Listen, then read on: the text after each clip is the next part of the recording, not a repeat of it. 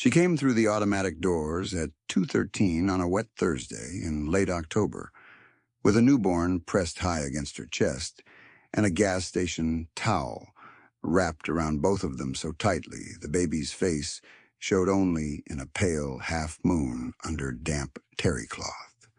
The loops of fabric marked by rust-colored streaks that had dried at the edges and gone dark again in the rain. Her motel T-shirt, white once and now the color of old dishwater, clung to her shoulders and ribs. Her bare feet left gray prints on the tile, parking lot grit packed into split heels, rainwater sliding off her calves in narrow lines. She did not cry. She did not call out for help. She did not even look toward the triage desk at first. She is standing under fluorescent light that flattens every color into hospital green and beige. She is small in the center of that corridor, smaller than a grown woman should look, with both arms locked around the bundle, as if the room itself might reach for it. You can hear the baby breathing before you can see the baby breathe. Those short, bird-like pulls of air, quick and shallow under cloth that smells faintly of gasoline, detergent, and wet metal. The rain on the ambulance bay awning ticks with patient regularity. And somewhere above exam 4, an old HVAC vent rattles on and off in a tired cycle that sounds like a loose screw in a coffee can. Then the moment passed into ordinary time again, and the hospital took her in the way institutions take in weather, quietly, through doors built open for anyone who pushed hard enough. St. Mercy Regional at that hour had the specific fatigue of a place that never closes and never catches up. Antiseptic hung in the air over the sweeter smell of burnt coffee from a warming plate abandoned at midnight. The floor had been mopped 40 minutes earlier, and the wax gave off a sharp, chemical sheen that mixed with wet wool coats and cold exhaust dragged in from the curb. A wall clock above intake clicked louder than it should have, each second landing like a tap against glass. Nurse clogs squeaked at shift change in the side hall, rubber against linoleum, and a monitor in room 2 chirped a brief warning tone before someone silenced it with practiced fingers. She stood in all of that noise and did not ask for triage. Sandra Briggs saw her first from behind a half-raised intake screen. Sandra was 43, 11 years on nights, and had the habit of reading situations in 3 glances: hands, eyes, shoes. Hands told you what people had carried. Eyes told you how long they had been afraid. Shoes told you whether they had planned to arrive. This woman had no shoes. Her hands trembled only in the forearms, not the wrists, a fatigue tremor Sandra had seen in marathon labor and long-distance panic. Her eyes did not search the room for exits or witnesses. They fixed on the floor just past the desk, as if she had set herself one square of tile and intended to remain there. "Ma'am?" "Come sit," Sandra said, already stepping around the counter with a clean receiving blanket and a pulse oximeter clipped to 2 fingers she had not yet reached. She kept her voice low, the way she did with people at their edge. "Let me see the baby." The woman shifted once, protective and automatic, then yielded exactly enough for Sandra to slide 2 fingers under the towel near the infant's shoulder. Warm skin, fast respirations, no immediate cyanosis. The baby made a small sound, not a cry, more a breath catching on cold air, and then settled again into that thin rhythm. Water pooled around the woman's feet. It tracked down the corridor in a staggered line all the way to the entrance mat, where security camera footage would later show what the naked eye had missed in the moment. She had limped the last 20 yards, left side first, then right, then left again, each step measured as if stepping on broken glass. Outside on Caldwell Avenue, 112 cars had passed her between the bus stop and the ER doors without slowing. 112. A pastor locking Trinity Annex. A deputy fueling at Pump 6. 2 orderlies on smoke break by the loading dock. 3 neighbors from Lot C with grocery bags under their jackets. 34 drivers behind fogged windshields. Every single one kept moving. Inside, the intake printer coughed out a strip of labels no one used. Sandra reached for the woman's elbow, felt the cold in her skin through soaked cotton, and guided her toward the nearest chair. The woman sat only after angling her body, so the baby stayed upright against her sternum. Her knees knocked once against the vinyl seat. She pressed them still. She was not crying. That was the detail people would remember later and feel the weight of. Rain moved harder against the glass for 6 minutes, then tapered to a fine hiss. A maintenance cart squealed past toward radiology. Someone in the waiting room unwrapped cough drops from cellophane that crackled louder than it should have.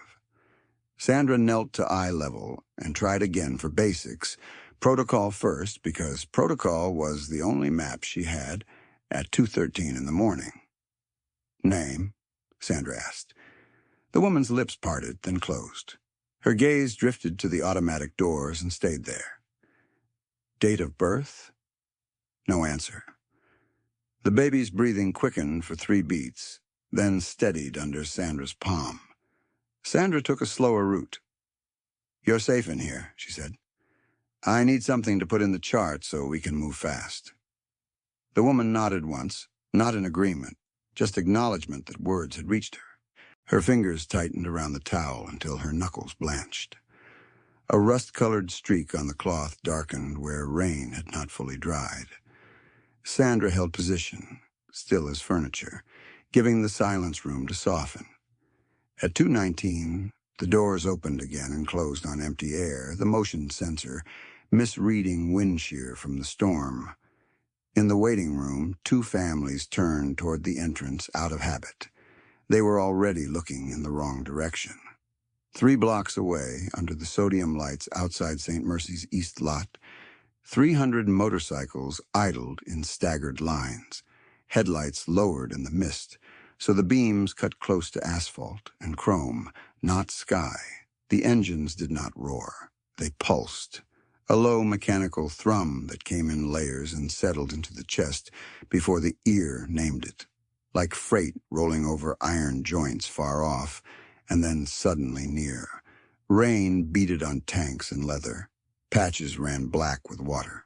Exhaust curled in white ribbons around front forks and boots. People at the hospital glass counted before they understood what they were counting. First 10, then 40, then rows deep enough to blur.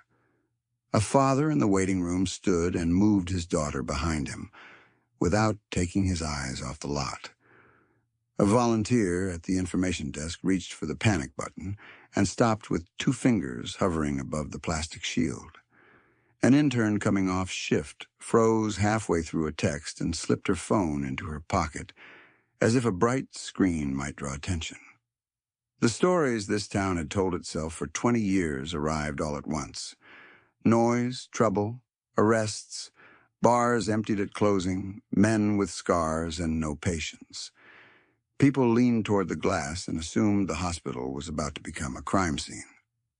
At the front of the first column sat Steve Thompson on a 2008 Road King with rain stippling the windshield. 51 years old. Jagged scar down his left cheek from a roadside blast in Kuwait in 1991, pale against weathered skin. Hair gone iron gray at the temples and flattened by helmet liner. Knees that clicked when he dismounted, and a lower spine that announced itself every morning with a hard pop just above the belt line. 27 years of hard living had left their mark. 1 prison stretch for aggravated assault in his 30s. A marriage that ended in a courthouse hallway on a Tuesday with sleet at noon. 2 sons who had stopped returning calls 4 winters ago. He wore his cut patched and old, edges softened by use, not display. He kept both hands on the grips and watched the automatic doors from across the lot. No one in the waiting room could read the angle of his head through rain and glare. That opacity fed the fear.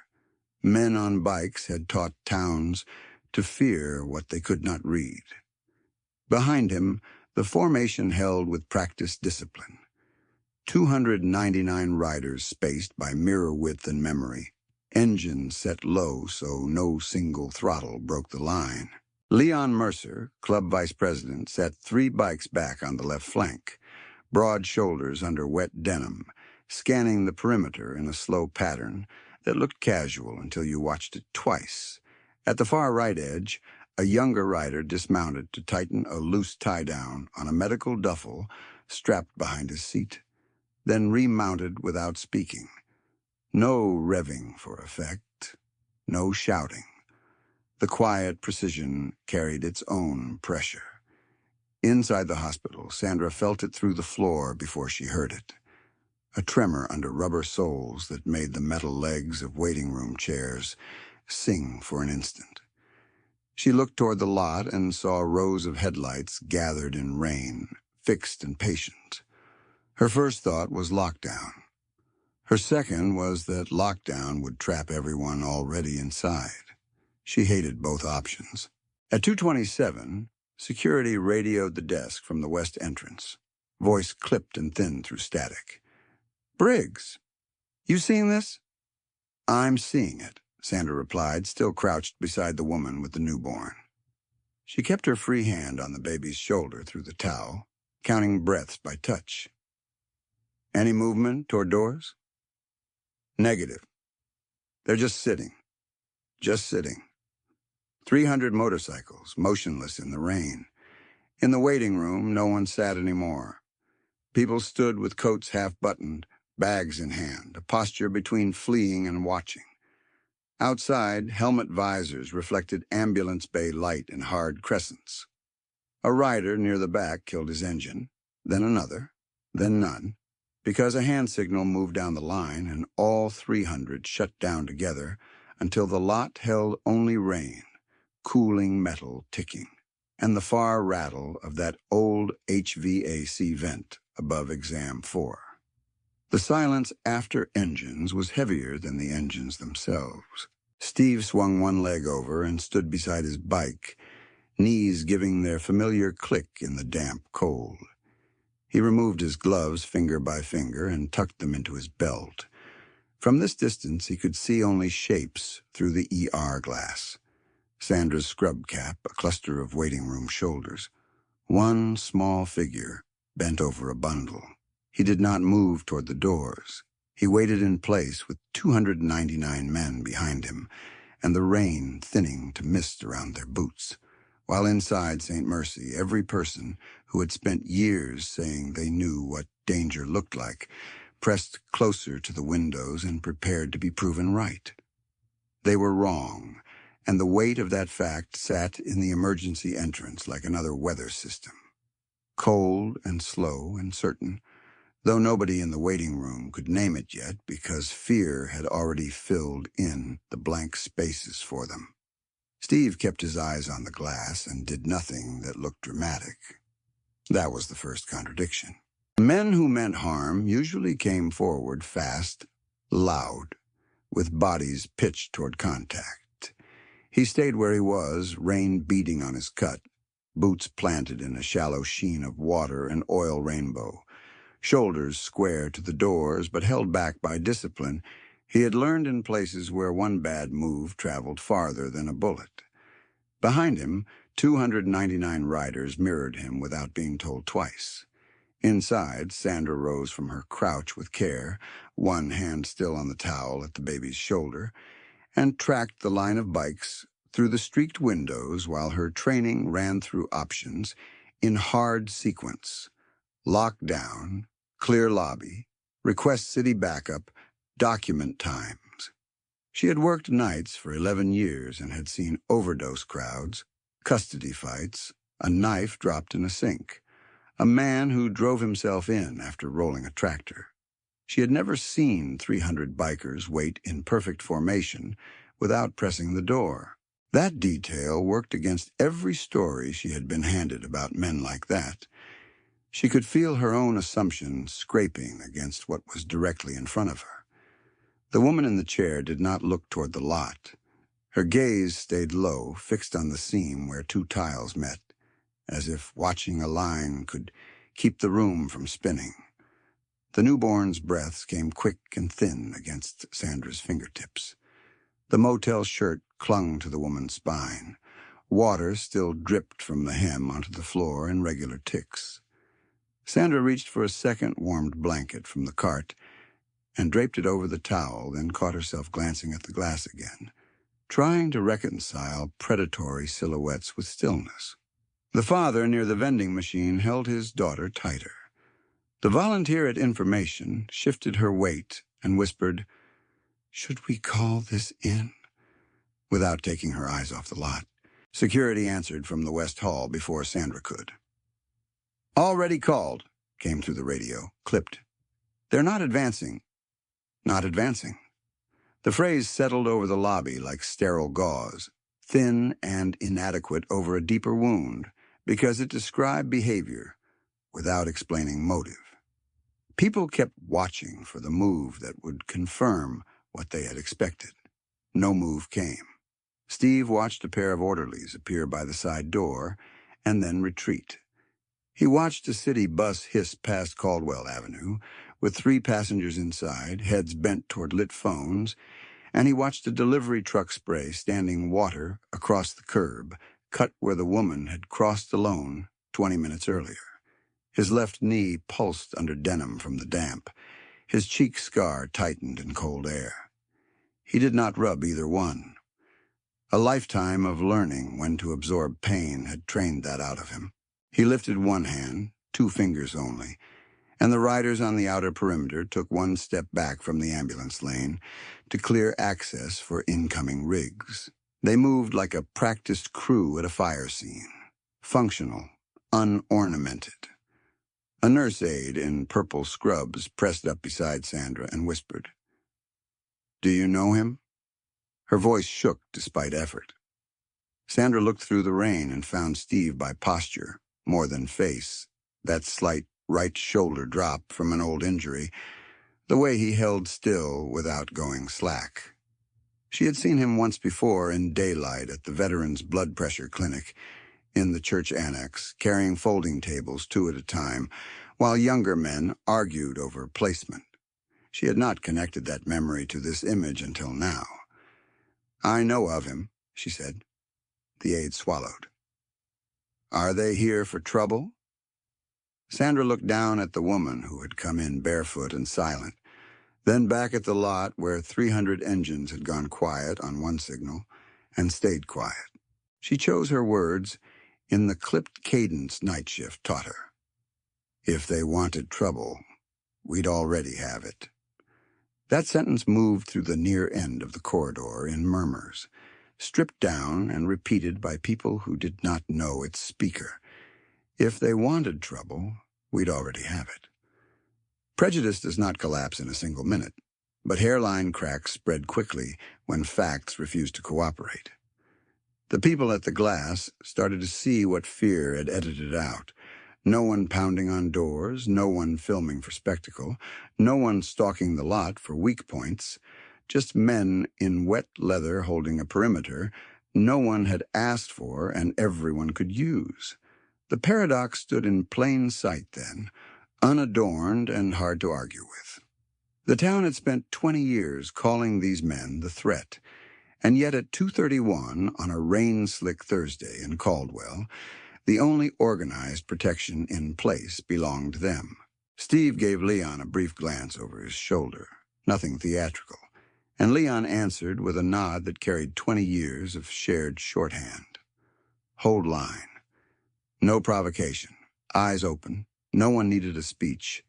They had run funeral escorts in crosswinds, storm supply runs through blackout zones, and midnight hospital watches for strangers with restraining orders that read stronger on paper than in parking lots. Their methods had grown out of failure they had witnessed too often to romanticize. Forms delayed, calls routed, promises made at desks while people walked out alone to dark curbs. The riders understood, in the practical way mechanics understand torque, That appearance and function could diverge so far, a town might mistake one for the other its whole life. A siren rose faintly from the south end of Maple, and then cut away, heading elsewhere. The rain thinned to mist, and then returned in a finer grain that stippled chrome and jacket shoulders. Steam lifted from vents along the side wall of St. Mercy and drifted low across the lot, carrying bleach, damp concrete, and fryer grease from the all-night diner 2 blocks over. Inside, someone restocked paper gowns with the cardboard rasp of a fresh carton dragged across metal shelving. In room 6, a child coughed 3 times and went quiet. At intake, the printer kicked again and spat blank labels into a tray already half full. Sandra moved the woman and baby to a side alcove just off triage, farther from the glass, where a fluorescent tube flickered on a 2-second lag and a water stain above the medication cabinet had spread into the shape of Florida over the last 3 winters. The alcove smelled of antiseptic wipes, powdered gloves, and stale coffee gone metallic on a burner. She wrapped blood pressure cuff tubing around her palm to warm it before touching the woman's arm. The cuff hissed and tightened. Numbers appeared, too low for comfort, pulse high, pulse. Sandra wrote the values with a black pen whose cap was cracked at the clip, then looked up and asked, "Any allergies?" The woman's mouth worked once around dry air. No answer. Sandra shifted to facts she could gather without speech. She checked capillary refill at the infant's heel, counted respirations again, noted the towel's damp edge and rust-colored marks, noted the woman's left-sided limp and cold extremities, noted absence of shoes and absence of bag.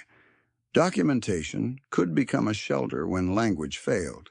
It gave shape to urgency without demanding confession. She heard the old HVAC vent above exam 4 start its rattle cycle, stop, and start again, each burst 7 seconds long. She had timed it one slow shift in August out of fatigue and curiosity. It still ran that pattern. By 2:36, the waiting room had reorganized itself around the windows and then, gradually, away from them. Fear was giving way to the ordinary impatience of night medicine. Kids asleep on adults' laps, a man rubbing his sternum with 2 fingers, a woman in a denim jacket filling out insurance lines she did not understand. The father, who had moved his daughter behind him, sat again, though he kept one arm around her shoulders. The volunteer at information picked up her pen and resumed copying names from clipboard to logbook in neat block letters, glancing up every 30 seconds as if checking weather.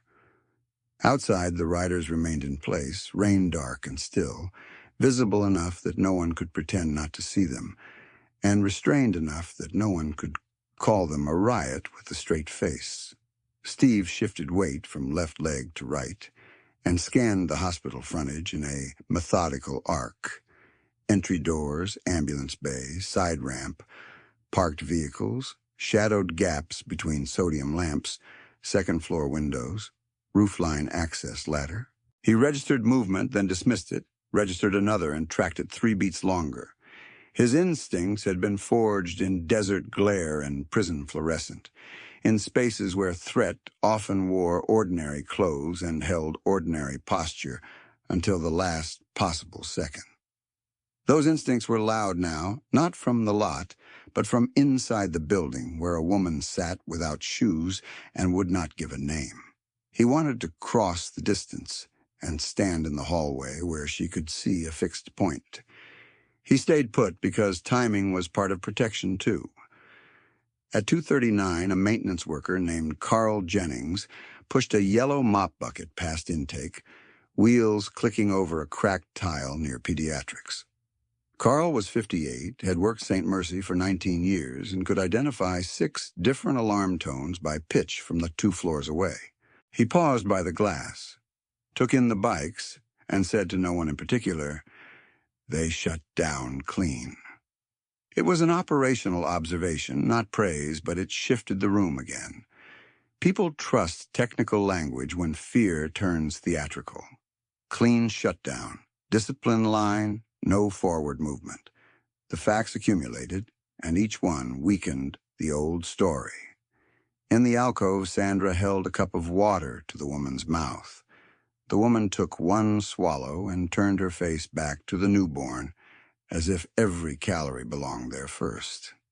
The infant's hand, barely larger than two of Steve's knuckles, slid free of the towel and curled against the woman's collarbone. Tiny nails, translucent and square, skin mottled pink-white in patches where cold met warmth. The woman adjusted the cloth with careful fingers, recovering the baby's ear against the draft from the vent. She performed that small task with total concentration, and in that concentration, Sandra saw the through line that had brought her across wet asphalt and through automatic doors while 112 cars passed. Not spectacle. Survival. The hospital clock clicked to 2:41. Rain tapped the ambulance bay metal in a finer rhythm now, almost polite. Somewhere down the corridor, a microwave beeped 3 short tones and then 3 again when no one opened it. Intake screens glowed blue-white over fields labeled next of kin, insurance carrier, home address, employer, all the categories built for stable lives and daylight hours. Sandra left half the lines blank and entered what she could verify. Female adult, postpartum, newborn present, exposure to cold and rain, safety concern stated, observer support on site. Her fingers hovered over the incident notes field. She typed one additional line, concise and true. External protective presence established at perimeter. Outside, the mist lifted enough for the first pale stripe of pre-dawn to show behind the cloud deck. A lighter gray against darker gray, no sun yet, only pressure easing at the horizon. Steve looked up once, then back to the doors. The town had not changed its mind about men like him in a single night. He knew that. But for these minutes, while fluorescent tubes hummed and policy screens blinked, and a woman without shoes held her newborn in a side alcove, the line between feared and faithful had been drawn in wet asphalt and kept intact by the very people the town distrusted most. Sometimes the center failed quietly. Sometimes the margins stood watch and waited for morning. Steve kept his place at the front of the line and watched the automatic doors cycle open for wind and close on emptiness. And the longer he stood there, the more the wet October cold climbed through his boots and found the old damage in his joints, mapping him from the ground up the way weather always did when a night ran long. The left knee clicked each time he shifted his weight. The right one held quieter, a deep ache under the kneecap from a high-side spill on county gravel in 2004 that had never healed straight. Water ran off the brim of his cut and down the seam of his cheek, where the Kuwait scar split pale through stubble. He did not wipe it away. He had learned decades earlier that stillness could be work. In the desert, stillness meant scanning a horizon until heat shimmer showed you what moved against it. In prison, stillness meant hearing the change in a tear's noise 2 seconds before it broke bad. Out here on St. Mercy's slick asphalt under sodium lamps and mist, stillness meant showing every person at that glass exactly what line had been drawn and exactly how firm it would hold. He gave one look toward the far perimeter and caught 2 riders drifting inward to talk. Leon saw it the same moment and tapped 2 fingers at his own visor. The riders reset their spacing without argument. By 2:44, the rain had narrowed to a fine spray that silvered chrome and darkened the club patches until they looked stitched straight into shadow. Steve rolled his left shoulder once, slow, feeling the old pull where shrapnel had gone in and surgeons had gone fishing, and listened to the lot breathe, metal ticking as engines cooled, a distant compressor cycling behind the loading dock, tires hissing on Caldwell Avenue. People called men like him loud because noise was easier to condemn than history. But history was what stood in that lot, rain-soaked and disciplined and awake before dawn. 27 years of hard living had left their mark, and not one of them had come cheap.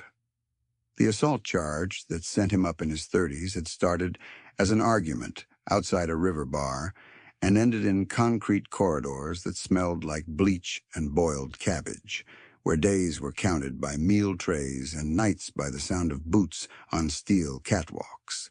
He carried no pride about it. He carried facts. 92 weeks lost. One mother buried while he was still inside and denied transport. One son's 8th birthday missed, then 9th.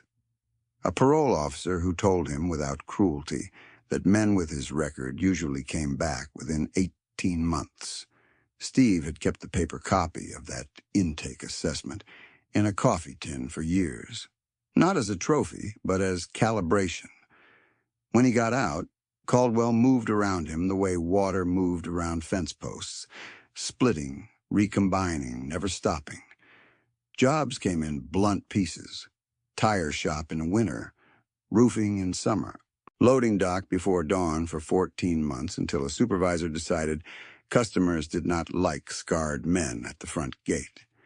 He learned to take shifts no one wanted, holidays, graveyards, rain calls, and to leave before chatter turned into judgment. On paydays, he sent what he could to his boys through an account their mother controlled. And if the transfer bounced because a routing number had changed, the bank machine spat his failure back in white thermal paper he folded into his wallet anyway. At home, the apartment ceiling leaked over the stove every April. He placed a pot there and emptied it on schedule like another bill. The marriage had ended on a Tuesday in sleet, just as he always remembered it.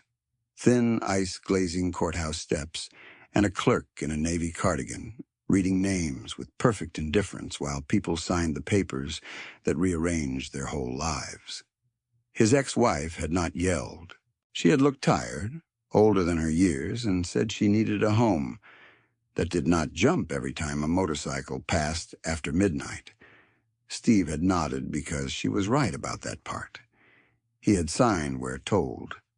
Outside, he stood under a bare sycamore until his cuffs soaked through and his hands went numb, then rode home alone with no gloves and did not turn on the radio once. None of that had made him gentle. Gentle was never the right word. What he had become was precise.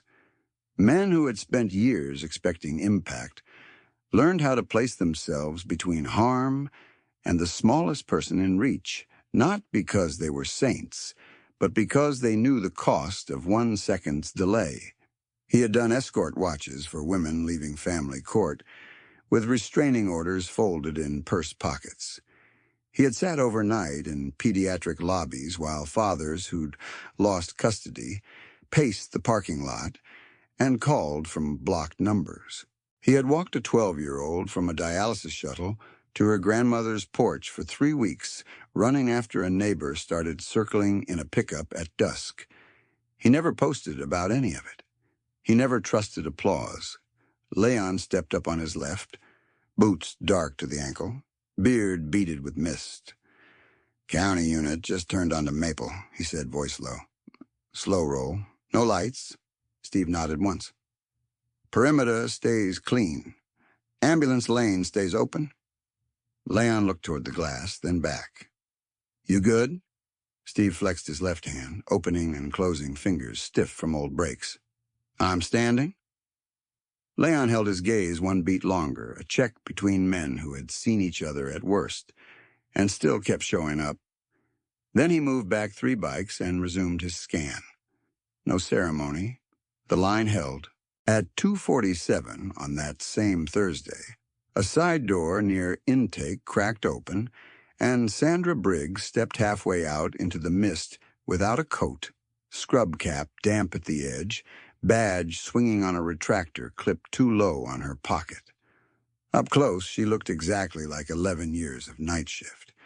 Eyes clear but rimmed red, posture upright by habit, voice clipped to conserve energy. She did not step onto the lot. She did not have to. "Thompson," she said, and it carried just enough to reach him and no farther. "I need one inside." Heads turned in the waiting room behind her. Steve saw the movement through glass and saw it stop when he started walking.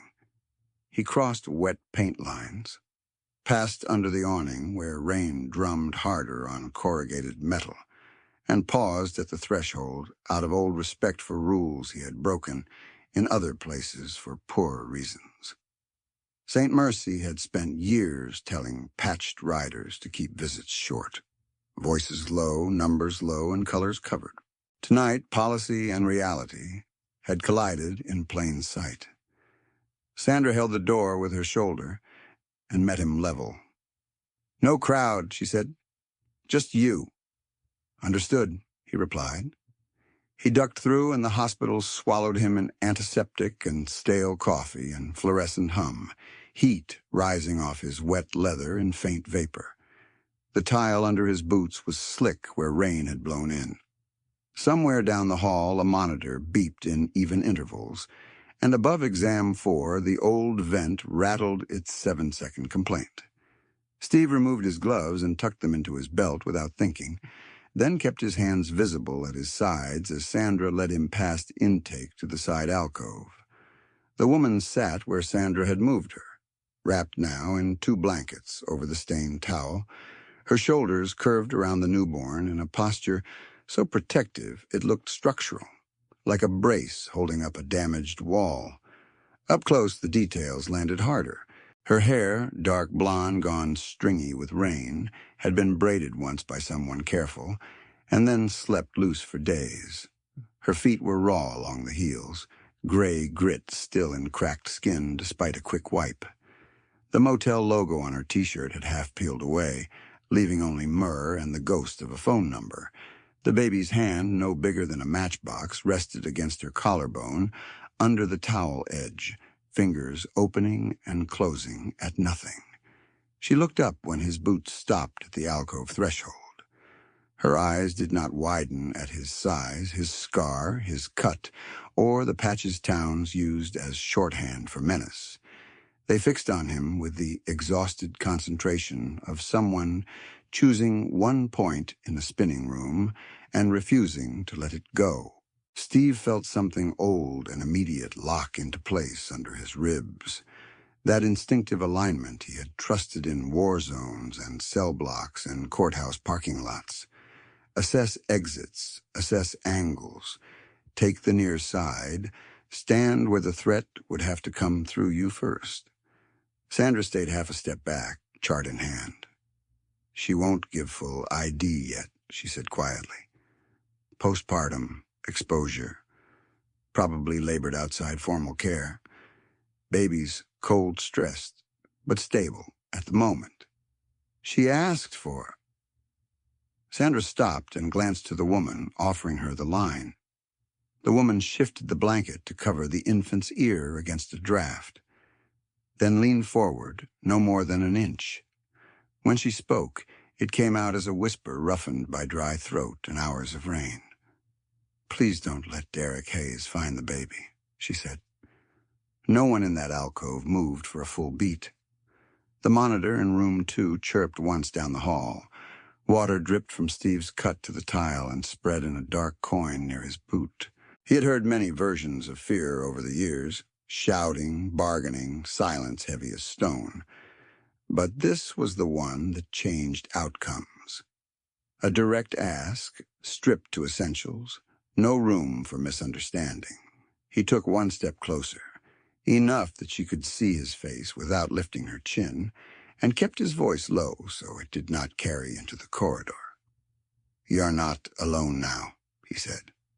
Her shoulders dropped by a fraction, not relief, not yet, just the body's first small concession, after holding itself rigid too long.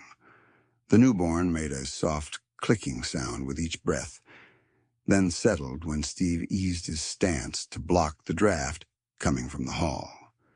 Sandra watched that adjustment, and then watched his eyes track the alcove corners, door line, and chartboard in one sweep, as practiced as triage itself. She had spent years believing she could read danger in posture. She revised the reading in real time. Steve extended his left hand, palm up, scarred knuckles open, and waited. The woman looked at it, then placed 2 fingers there for less than a second. Enough contact to confirm intent. Her skin was cold. He nodded once and stepped back to the threshold where he could see both corridor and alcove, the position that gave him the widest angle and the shortest path to the door. Outside, through 2 layers of glass and weather stripping, a brief ignition check from 2 far perimeter bikes turned over and cut out immediately. No wheels moving, the line still fixed, and the ambulance lane still clear. Sandra lifted her head. In the waiting room, conversation stopped, then held. Steve did not look away from the alcove. He had heard every variation of that sound for years, in funeral processions, in hospital watches, in nights when systems stalled and people on margins built their own response from fuel and discipline and names stored in old flip phones. By 2:51, with the rain easing and the sky beginning to pale at the horizon, he was already reaching for the family law night liaison's number he knew by memory. A secondary coordination call, not to summon riders already in place, but to secure next-step cover for the mother and child.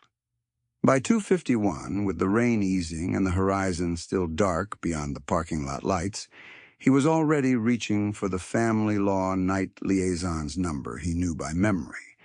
A secondary coordination call, not to summon riders already in place, but to secure next-step cover for the mother and child. He paused with his thumb over the keypad when Sandra touched his sleeve and angled her chart toward him. Not for medical numbers this time, but for the intake log, and a note from security that had just come through from the camera room downstairs. "Thompson," she said, keeping her voice level. "You asked who saw her come in." He looked at the scribbled line, then at Sandra's face, then at the corridor beyond her, where the floor still held the gray outline of wet footprints drying from the edges inward. The numbers sat in black ink, clean and flat, the way numbers always did when they carried more than arithmetic. 41. Security had clipped details under it in Carl Jennings's neat block letters. Trinity Annex Pastor, Caldwell Deputy at Pump 6, 2 St. Mercy orderlies on loading dock break, 3 Lot C neighbors, 34 private motorists at Caldwell and Mercer, all visible on municipal traffic feed and hospital exterior camera between 2:02 and 2:13. Every line had a timestamp. Every line had movement direction. No one stopped. Steve read it once and handed the chart back. He did not swear. He did not ask for names first. He watched the strip of corridor where automatic doors opened and closed on motion that wasn't there, and he let the count settle in him the way old injuries settled when weather changed. 41 in the last stretch, 112 on Caldwell over the whole walk. The numbers did not compete. They stacked. Sandra followed his gaze toward the entrance. "Most of them looked straight ahead," she said. Carl pulled the feed. Some slowed. Nobody got out. In the waiting room, a man in a denim jacket pretended to read discharge instructions while watching the glass. A woman with a paper wristband rubbed circles into her palm with her thumb. The volunteer at the desk kept writing names in the logbook and missed a line, then corrected it with a single stroke, and kept going. The ordinary life of a hospital carried on around a fact too direct to absorb quickly. This woman had crossed rain and asphalt and public light while dozens of people with dry shoes decided she belonged to someone else's problem set. Steve had seen that math in other forms. A veteran sleeping under a church awning through 2 nights of freezing rain while people called city services and then drove off. A 14-year-old waiting outside family court with a plastic grocery bag, and no ride while clerks closed windows at 4 sharp. Institutions were full of decent people, and still failed by sequence, by delay, by forms ranked above immediate need. He knew that pattern better than he knew his own handwriting. Carl Jennings appeared at the end of the hall with his yellow bucket and stopped short when he saw Steve in the alcove. Carl's eyes moved to the woman, to the baby, then back to Steve. Camera room marked 41 visual confirmations in 11 minutes, he said, almost apologetic, as if the count had been his own decision. County traffic cam gave us the driver total. Steve nodded once. Keep that footage preserved. It's flagged, Carl replied. 2 backups. That resolved one part of the night. Evidence would not disappear into routine overwrite by morning. From the alcove chair, the woman kept her body curled around the newborn, the extra blanket rising and falling in short increments, with each breath beneath it. She had heard enough to understand the shape, if not the full list. Her eyes closed for 1 second, opened again, and fixed on Steve as if the only useful thing in that corridor was whether he remained where she could see him. She was not shaking now. That was almost worse. A hospital could document pulse and oxygen and temperature in 4 separate fields. Yet there was no box for the moment when a person stopped expecting strangers to help. Sandra shifted her weight and lowered her voice. County's sending a unit for exterior visibility only. No interior action requested yet. She looked toward the doors where rain made a blurred mirror of the lot beyond. If you need to do what you came to do it now. First freight and early shift traffic thickens in 30. Steve glanced once toward the entrance. Through 2 panes and the wet haze, he could make out Leon's shape at the line front. Helmet off now, face turned toward the doors but shoulders loose, holding men in place with nothing but posture. No one advanced. No one drifted. 300 riders waited with engines cold. He turned back to the alcove. The woman had adjusted the towel edge with careful fingers so the baby's nose and mouth stayed clear, while the rest remained tucked against her chest. The rust-colored marks on the cloth had darkened again, where rain had re-wet the fibers. The loops were frayed at the corners, gas station laundry worn thin by industrial soap. The newborn's fist opened, closed, and opened again against the motel shirt. Sandra crouched and brought a cup with a bendable straw to the woman's mouth. Small sip, she said. Then I need 1 sentence from you for legal hold. The woman swallowed once. Her throat worked hard around it. She looked at Sandra, then at Steve, and for a second he thought she might drift back into silence. Instead, she leaned forward the fraction she could manage without disturbing the infant and spoke in a whisper that barely crossed the space between them. Please don't let Derek Hayes find the baby. The line had already been said once, but this time it came with no shock left in it. Only certainty, as if she had repeated the only true sentence she owned and expected the room either to carry it or drop it. Steve stepped closer to hear without making her repeat it a 3rd time. He saw details at this distance that the hallway had blurred. The faint indentation where a ring had once sat at the base of her left finger. The crescent imprint of towel fibers on the baby's cheek. The tiny white crack at the edge of her front tooth from old damage never repaired. Nothing theatrical, just the ledger of a life lived without margin. He answered in the same low register. He won't. He did not decorate the promise with threats or volume. He said it like a task assignment. Sandra wrote the statement verbatim in the chart, printed in block letters so no one could later claim ambiguity, and underlined the surname once. She added 1 operational line beneath it. Credible fear declaration, tied to named adult male, infant at issue, immediate protective coordination requested. Her pen clicked shut. "I'll push this to records and charge nurse now," she said. She stood, turned, and stopped at the alcove edge. "I need one more thing from you," she said to Steve. "If she consents, we move her from intake label to protective alias in the system. That buys us hours and reduces lookup exposure."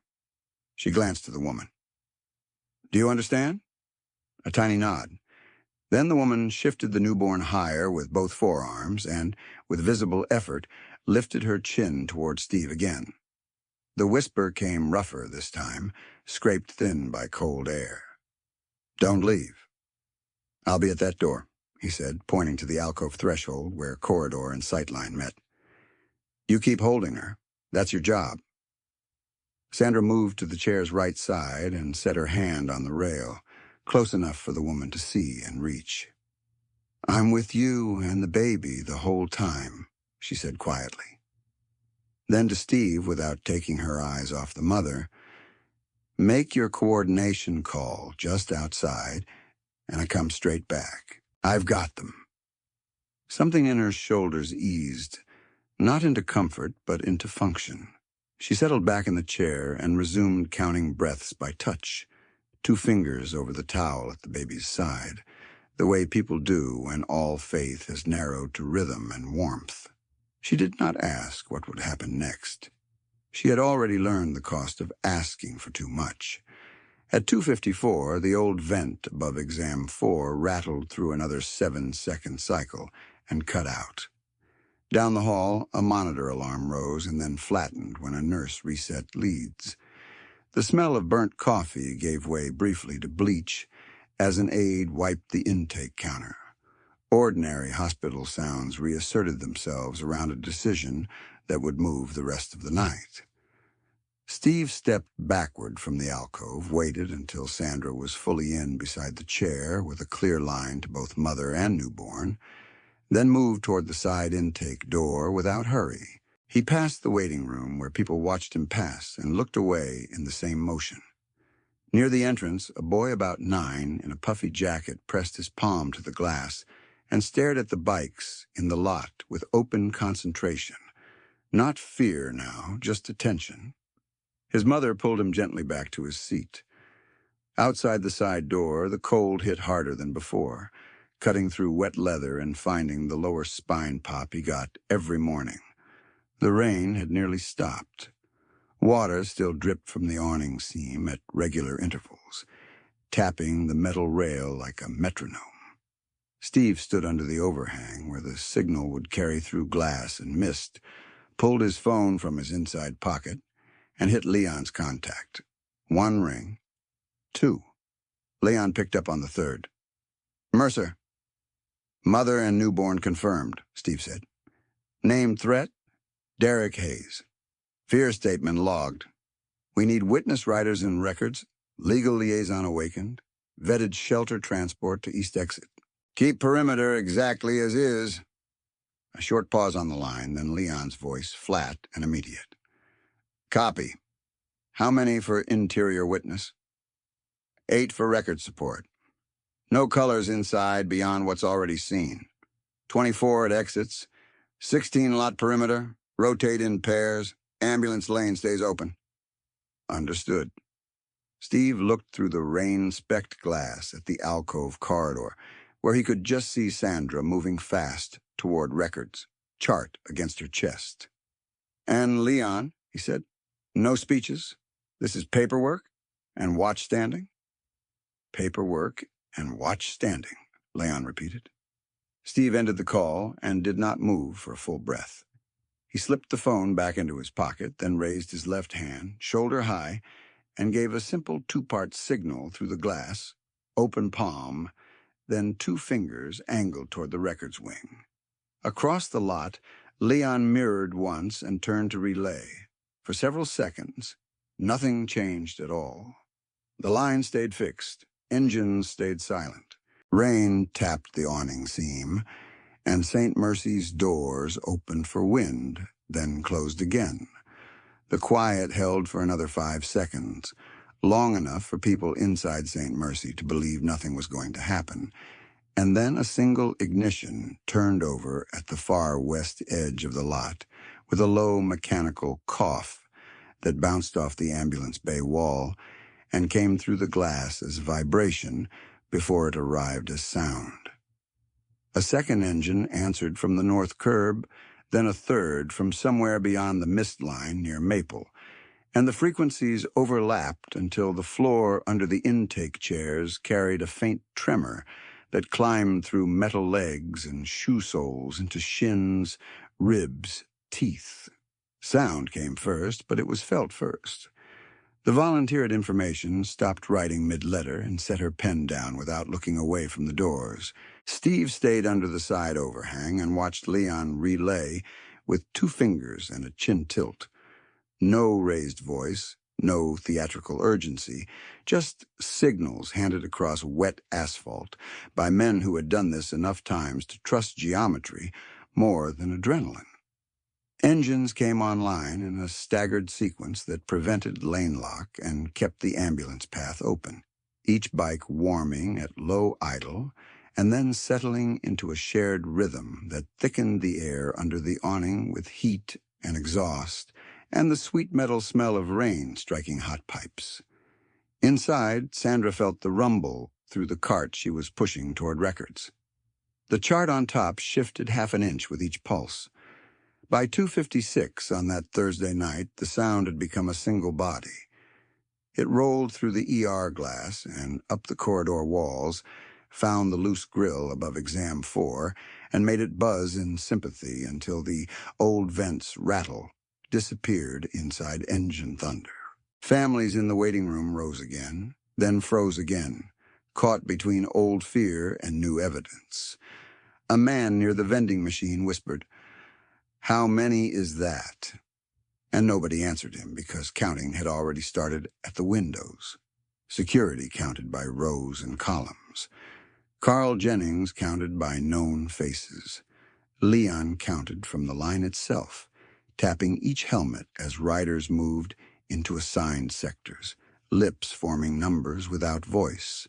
At the alcove, the woman lifted her head at the vibration and tightened her hold on the newborn, eyes fixed on the doorway where Steve had promised to stand.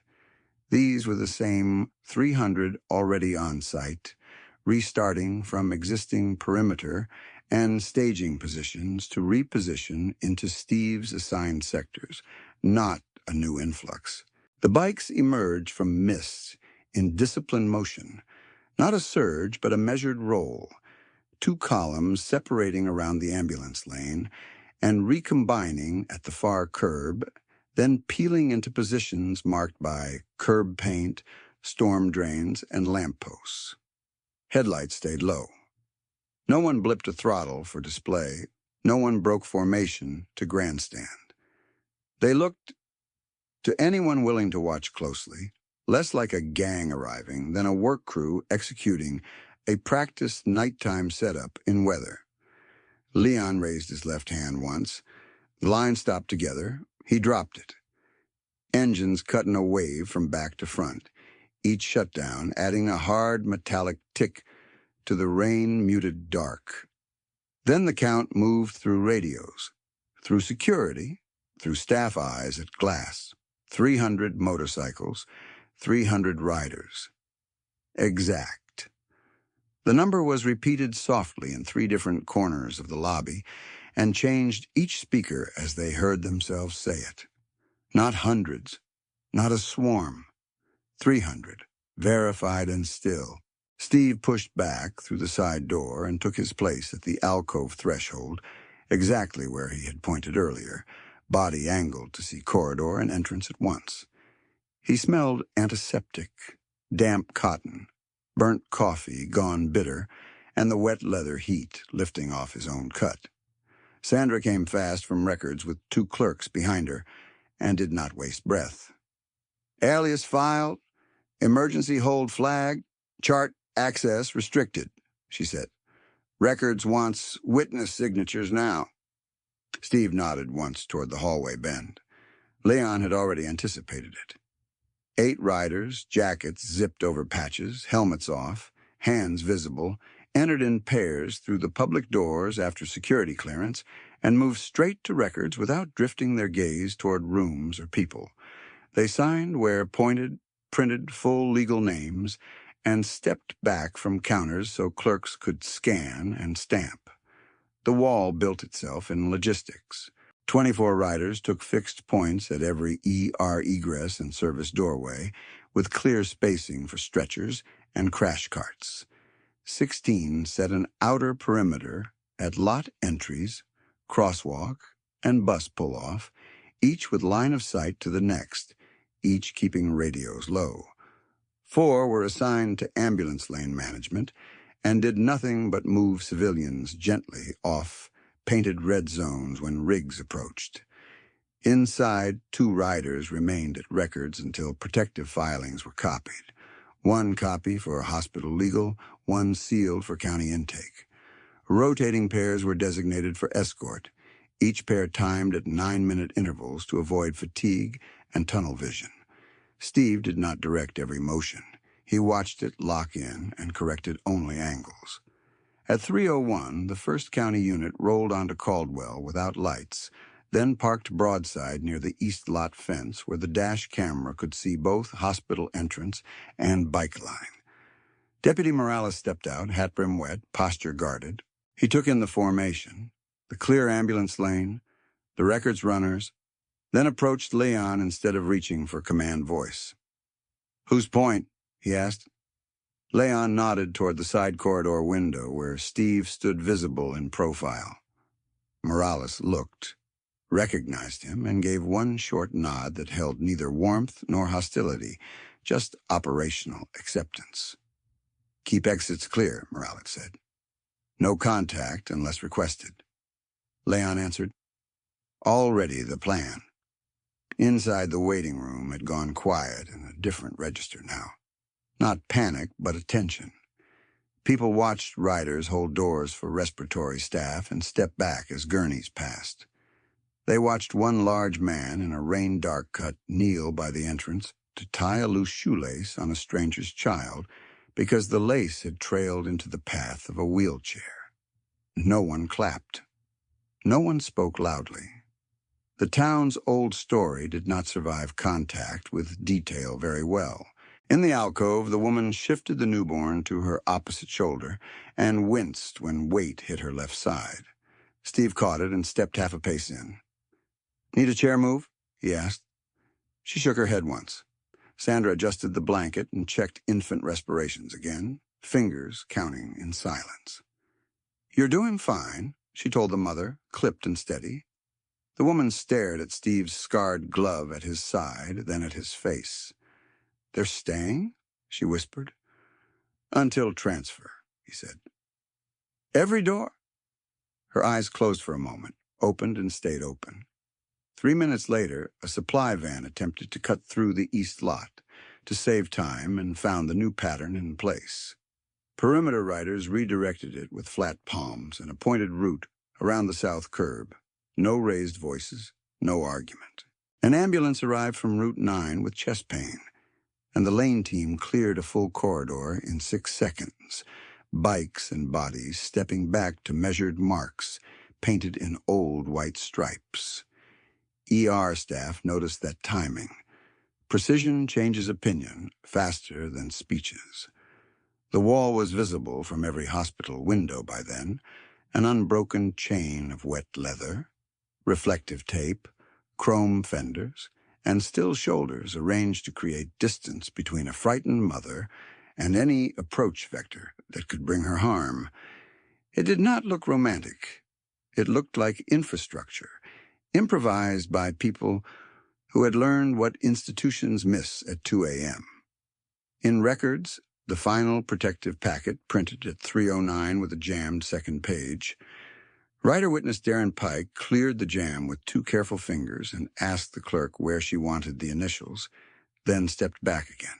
In security, Carl logged each external position by clock minute and camera ID so no one could later claim confusion about who stood where and when.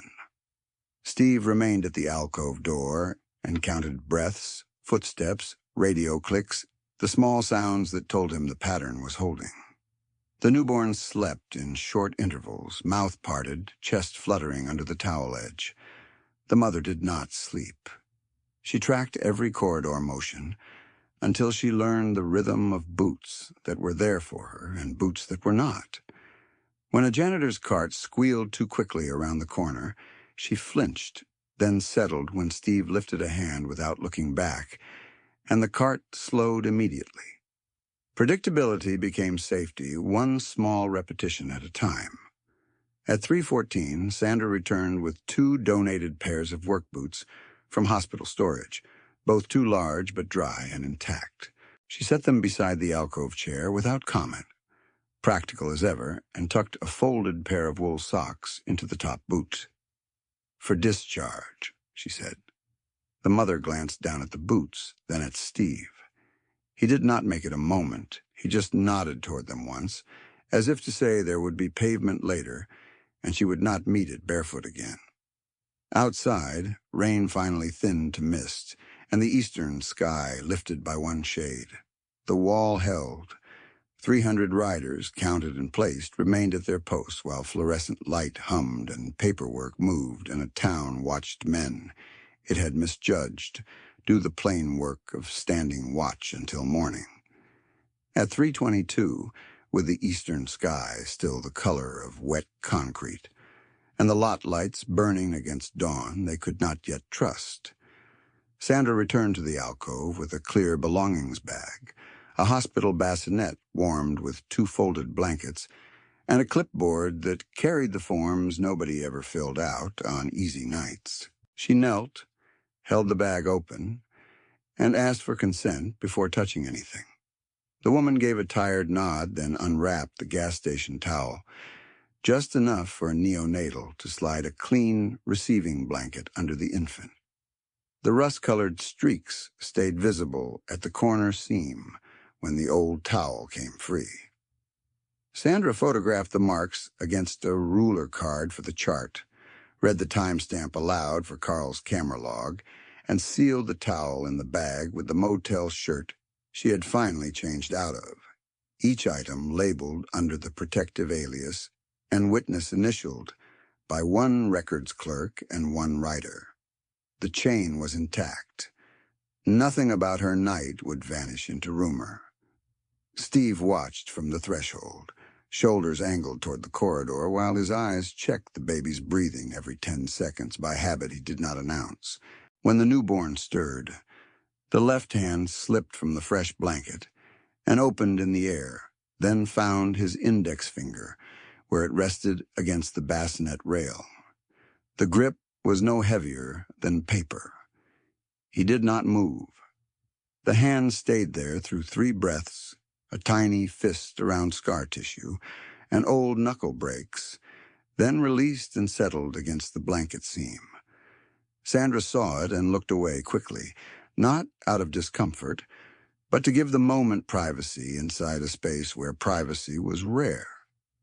By 3:31, the family law liaison Leon had woken arrived on speakerphone first, then in person 14 minutes later with rain on her coat hem and a roller bag full of stamped packets. Her name was Marisol Klein, 50, county contract, 12 years in emergency filings, known at St. Mercy for carrying 3 black pens and never promising what a court could not deliver. She sat on a plastic chair beside the alcove, explained each line in plain language, and waited through silences without filling them. The woman gave her legal name there, quietly, 1 time only, and Marisol repeated it back for confirmation before sealing it behind the alias notation. Deputy Morales took the packet from records at 3:58 with 2 copies and a digital transfer receipt from Carl's preserved footage set, then signed a property acknowledgement line for the still images that showed the walk from Caldwell and the 11-minute gap where 41 people watched and kept moving. Morales paused at Steve's shoulder, rain drying in dark patches on his uniform sleeve. We have his work address and vehicle from the statement, he said. Off-site service, no scene contact here. Steve gave one nod. Morales held it a beat longer, then added, You kept the lane clean. That mattered tonight. It was the closest thing to praise either man was built to offer. At 4:17, while the old vent above exam 4 rattled through one more 7-second cycle and finally fell quiet after Carl cut power at the panel, Morales radioed the callback from 2 miles south. Derek Hayes had been served at a machine shop loading bay before shift change. No contact order in hand, firearm surrender paperwork executed on site, keys and serial logged, no approach to St. Mercy attempted. Records entered the confirmation number. Marisol marked immediate access risk reduced, not removed, and moved the mother and newborn transfer status from pending to active. Every call now had an answer tied to a time. In the waiting room, the reactions that had started the night in fear ended in smaller, cleaner gestures. The father, who had moved his daughter behind him, came to the information desk for discharge at 4:26, signed his line, then stopped beside Steve on his way out and said, Thank you for staying, without offering a hand or expecting one. The volunteer, who had hovered over the panic button at 2:27, unlocked the east vestibule for the shelter team herself and held the second door while they brought in an infant car seat still wrapped in retail plastic. The nurse aide in purple scrubs, who had whispered about trouble at the start, carried 2 warmed formula bottles to the alcove and set them down with careful precision, labels facing out, then returned to her floor without a word. At 4:40, Leon sent a 2-rider relay to Steve's Road King and retrieved the blood pressure cuff charger he had originally come to drop off. The charger, still in its blister pack, was signed into security by veteran volunteer Walt Keene before dawn rounds. That thread closed too, ordinary and almost absurd against the rest of the night, but real life moved that way. Crisis and routine braided together until morning sorted them apart. The medical duffel from the far right bike was unstrapped and open near records under Sandra's supervision. Inside were sealed diapers, newborn sleepers in 2 sizes, unopened wipes, electrolyte packets, and a pair of knit caps donated from last winter's shelter run. Inventory was counted aloud and entered by unit quantity, so nothing later looked improvised or missing. 6 diapers and 1 sleeper went with the mother. The rest were transferred to St. Mercy social stock with signatures from both sides. Even generosity got document here, because undocumented help can be recast as interference by noon. By 5:03, the rain had stopped. Water still dripped from the awning seam at steady intervals, but the lot no longer hissed under tires, and the first buses began to take Caldwell in a regular 20-minute rhythm. The wall remained in place, 24 riders at doors and exits, 16 on perimeter, lane team rotating every 9 minutes, interior witnesses down to 4 after filings cleared. No one slouched. No one drifted toward coffee. They stood like men working a bridge detail, eyes up, hands visible, backs to the wind. Sandra brought the donated boots and wool socks from the alcove floor to the mother's chair at 5:16. Transfer team is here, she said. We move on your pace. The mother shifted the newborn higher against her shoulder, accepted the socks, and pulled them on 1 foot at a time with careful, shaking fingers. Steve turned half away to give her dignity, while still holding the sight line. When she stepped into the boots, both were too large, exactly as expected, but dry, and the laces held a double knot on the first try. She stood, swayed once, then found balance by pressing her hip lightly to the bassinet rail until the dizziness passed. The east corridor to discharge had been cleared in advance. Marisol walked 2 steps ahead, with the packet tube and shelter intake envelope. Sandra took the bassinet's right side until they reached the vestibule, and then transferred the baby to the mother's arms for the final handoff, checking strap placement on the car seat one last time under the awning lights. Steve moved to the mother's left, not touching, just close enough that anyone coming fast would meet him first. The automatic doors misread the crosswind twice and shuddered half open before completing the cycle.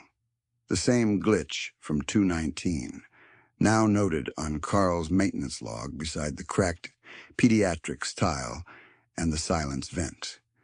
Outside, all 300 riders were still present, helmets off, engines down, morning light turning chrome from black to pewter. Waiting room faces and early shift staff lined the inside glass in a quiet row, witnesses now instead of spectators. No one cheered. The moment did not need noise. At the curb, the shelter van idled with rear heat running, and intake coordinator Denise Harper, 47, seatbelt cutter clipped to her vest, and county badge visible at chest level, holding the side door. She verified alias, packet seal, and infant band number aloud before opening the latch. Sandra answered each field. Marisol passed the envelope. Denise checked the signatures and stepped back. The mother took one breath that caught halfway, looked at the line of riders, then at Steve. Her face changed in a small, unmistakable way there, not into relief and not into gratitude that asked for repayment, but into recognition that she had reached the first safe minute after a long night of none. With a newborn balanced in one arm, she lifted her free hand. Steve removed his glove and offered his scarred palm. She set her hand in it, cold fingers against rough skin, and he walked with her exactly 3 steps from the awning edge to the van rail, then let go before the 4th, so the step up was hers. She turned once inside the doorway, boots planted, baby held close, and nodded at Sandra, at Marisol, at Steve, then at the line beyond him as if trying to include all of them in one motion before the door closed. Denise secured the latch. The van pulled out at 5:27 with 2 rider escorts front and rear to the vetted shelter on East Briar, route pre-cleared by Morales' unit. At 5:34, Morales radioed final arrival confirmation and transfer complete. No contact, no tail. Only then did Leon lift a hand for breakdown. Perimeter pairs collapsed inward, exit posts cleared in sequence, and engines started in disciplined waves that kept the ambulance lane open to the last bike. 300 in, 300 out. By 5:49, the east lot was wet asphalt, faint exhaust, and a few dark crescents where kickstands had rested. Steve stood under the awning until the final rider cleared Caldwell, then went back inside long enough to sign the last witness line, collect the empty glove from the alcove chair, and nod once to Carl, who was replacing the vent grill screws above exam 4 while the hospital clock clicked into day shift. He walked out without ceremony, mounted the Road King, and rolled south at low throttle with morning traffic. Another working man leaving a job site after first light. Reputation had failed where rough character held. Sometimes the people a town fears most are the first ones to stand watch until morning.